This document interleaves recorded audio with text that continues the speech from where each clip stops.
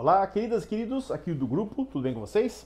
Voltamos agora para a nossa terceira e última aula, né? Desse nosso rápido papo sobre fé e saber, fé e conhecimento. E eu quero falar um pouco sobre essas relações que nós temos bem atualmente agora, gente, sobre pós-modernidade, né? E atualmente, e principalmente sobre essas relações. Eu não gosto desse termo, realmente sim, mas essas relações líquidas que nós temos, né? E essa coisa da minha opinião, e agora eu posso falar o que eu quero, porque é assim e assim vai, tá? Bom, dois autores fundamentais para a gente tentar entender essas coisas são o Nietzsche e o Foucault, tá? O Nietzsche, ele não que ele comece essa discussão, né, mas ele é um dos pilares dessa discussão da pós-modernidade, porque ele vai dizer o seguinte: como que a gente constrói o nosso mundo, né? Como que a gente entende o nosso mundo? A partir do nosso vocabulário, né? Do nosso discurso, tá? E aí quem tem o discurso mais forte, né? Quem pode amplificar mais o seu discurso a partir de um determinado lugar é aquele que constrói mais o seu discurso, tá? Só que ele vai dizer o seguinte, né? A filosofia ocidental, desde lá de Platão, Sócrates e Aristóteles, ela construiu todo um discurso, né, que veio construindo, né, ele vai dizer assim, até agora o século XIX, que ele escreve no século XIX. Só que esse discurso, ele falou assim, ó, é simples demais. Ele vai dizer, simples no sentido de ser obtuso, raso, né? E esse discurso, ele mostrou apenas uma simples casquinha do que é a realidade. Como sabe, como se fosse só uma mão de tinta, assim, você vai lá e tira assim a tinta e tem várias camadas abaixo. Isso que a gente vai dizer, tudo é muito simples, tá? Então o que acontece? Cada ser, para o Nietzsche, teria que tentar absorver, né? Até absorver não, tentar desenvolver, me desculpem, a sua própria realidade, tá? A partir do quê? A partir da observação e especialmente a partir da arte.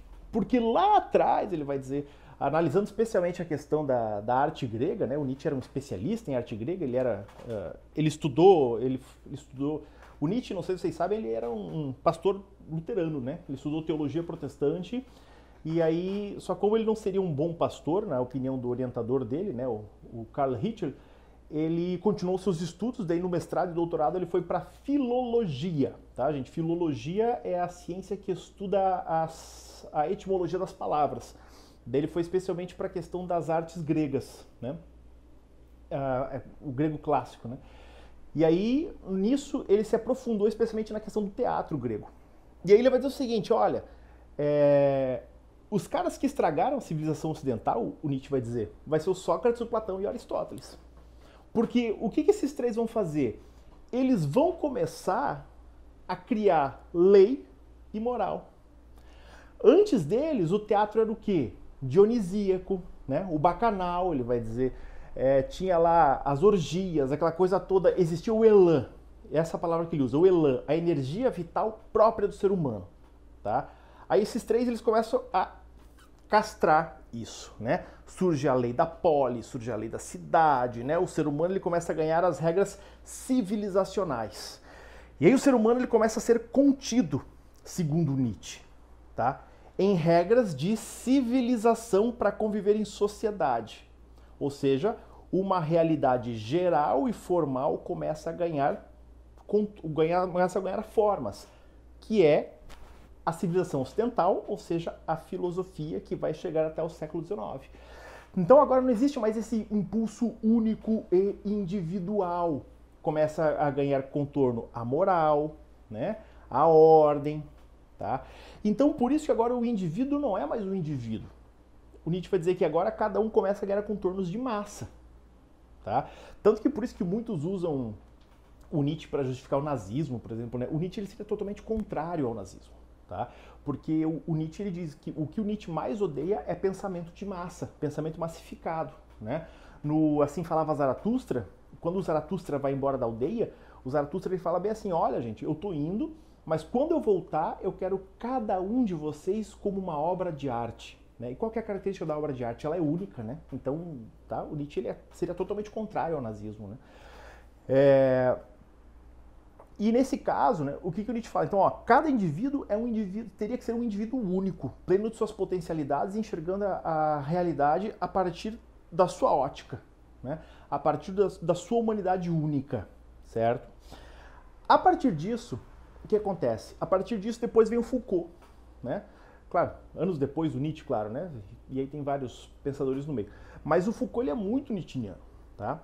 E aí o Foucault, ele tem uma questão que é o relativismo, né? O Foucault vai dizer, olha, não existe pressupostos metafísicos, não existe uma verdade, todo e qualquer conceito sempre vai ser construído a partir de um contexto histórico, tá? O Foucault, ele vai fazer isso, né?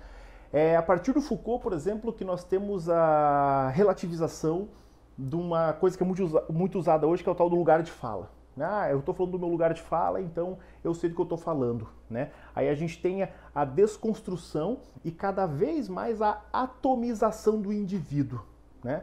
Isso, querendo ou não, vai corroendo até mesmo o conceito de movimentos sociais, porque o movimento social ele vai cada vez mais se individualizando, se atomizando, tá? Mas enfim, não é nisso que eu quero entrar, tá? A questão tanto do Nietzsche quanto do Foucault é que eles dão a entender, tá? Eles dão, olha só o que eu tô falando, eles dão a entender que não é mais necessário acreditar em nada, né? Especialmente ali o Nietzsche, com essa ideia de que Deus está morto, né? Aí muita gente fala, ah, Deus está morto, né? Então não acredito em mais nada, o niilismo, né? E tal, então não acredito. Aí que tá o ledo engano, né? Porque quando Nietzsche propõe o niilismo, primeiro, que o niilismo não é não acreditar em nada. O Nietzsche diz que essa realidade já é o niilismo. Porque quando a ciência constrói, né, quando o Nietzsche é um crítico ferrenho do positivismo, porque ele diz que o positivismo, né, o que a ciência construiu, isso é o niilismo, porque isso aqui não é nada, nihil no grego, né, nada. Isso já é, nós já vivemos numa realidade nihilista, porque não é nada, então é muito mais profundo, certo? E aí quando o Nietzsche propõe, né, que se construa o seu próprio mundo, que daí tem que se livrar de todas as amarras morais. E aí quando o ser humano se livrar de todas as amarras morais, e para isso ele tem que caminhar rente ao abismo, olhar para o abismo, aquela coisa toda lá, que a gente não pode ler a obra de Nietzsche de forma desconexa, né? Muito pelo contrário, as pessoas só vão pensando as frases e jogando naquelas figuras de Facebook, não, né?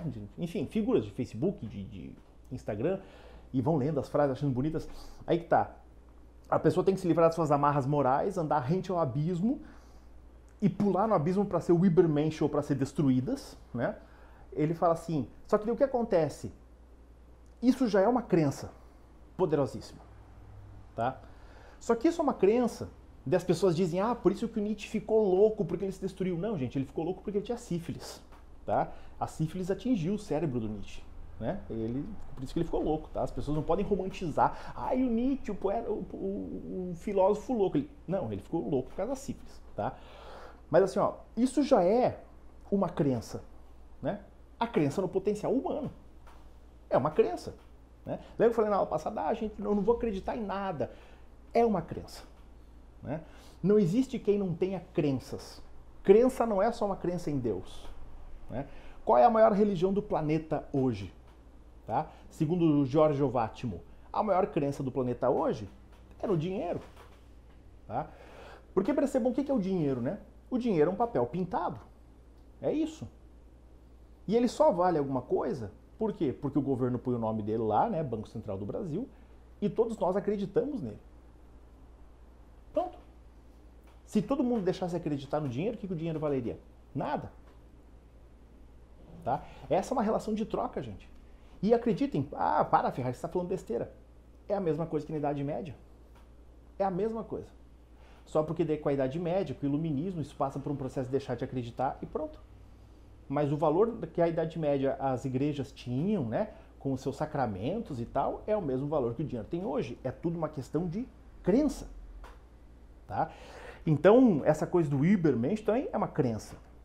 Ah, e o Foucault, com essa coisa aí de não acreditar em nada, também desconstruir toda a realidade. Se um sujeito se propõe a desconstruir toda a realidade, significa uma desconstrução total, certo? Eu não posso desconstruir tudo sem ter nada para recolocar no lugar.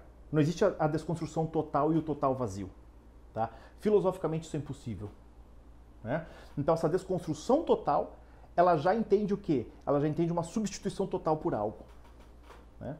O Foucault, ele é um filósofo que ele parte do ponto que Freud chamaria de um impulso thanatos. Ele é um filósofo que ele parte totalmente de impulsos destrutivos. Tá? Isso é visto principalmente no quê? O Foucault, e isso depois eu vou deixar aqui embaixo, gente, no grupo, tá? Vou deixar as referências bibliográficas do que eu tô falando, certo? Ele, um pouco antes da morte, ele morreu por conta, né, da questão da AIDS, né, do HIV e tal. Ele fazia experimentos com relações sexuais com parceiros, ele sabendo que ele estava infectado, tá? Então ele fazia isso a partir de impulsos destrutivos como testes filosóficos para isso.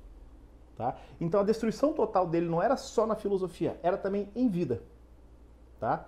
Pela substituição de algo, certo? Então percebam como que era a questão da filosofia Foucaultiana. Não é só a desconstrução do conceito, é a própria desconstrução da vida também, certo? Vou deixar a referência bibliográfica, isso aí é do bibliógrafo oficial do Foucault, tá? A edição vai estar em inglês, mas aí vocês dão uma olhada e procurem, certo? E o próprio Nietzsche, nos seus ainda estertores finais ali de sanidade, ele tem a oração ao Deus desconhecido, né, que ele faz. Também vou deixar a referência aqui embaixo, tá? Essa tem a tradução em português, certo? Então, os dois grandes desconstrutores da modernidade, eles buscam as construções finais, tá? Que lançam na pós-modernidade, certo? É um negócio muito interessante, mas Ferrari, o que você responde? O mais legal da filosofia, a gente não responde. Né? Assim como Sócrates lá não responde por Hippias maior o que é beleza, a gente não chega a pontos finalizados, tá? A gente deixa aberto para futuras discussões. Legal, gente? Espero que vocês tenham gostado, né? É para deixar vocês mesmo com água na boca, assim, para a gente ficar pensando coisas e retomar essas discussões em outros espaços, outros ambientes, e a gente vai levando, tá bom? Beijo grande para vocês, espero que vocês tenham gostado. Depois eu vou mandar aí para vocês darem um feedback, legal? Beijos!